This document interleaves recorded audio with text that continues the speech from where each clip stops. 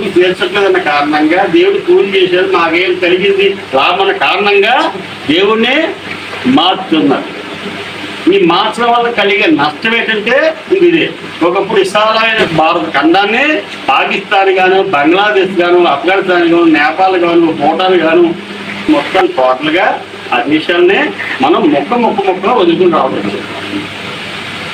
ఇప్పుడున్నాయంటే చెప్పండి, కేరళ రాష్ట్రం కానీ, మణిపూర్ కానీ, మణిపూర్లో గొడవలు చూశారంటే బంగ్లాదేశ్లో అలాగే కూడా కుట్ర ఉంది. అక్కడ ఉన్న హిందువుల్ని తన్ని తరివేయాలి అని ఉద్దేశం. అదే పరిస్థితి భారతదేశానికి కూడా ఆ ప్రమాదం ఉంది.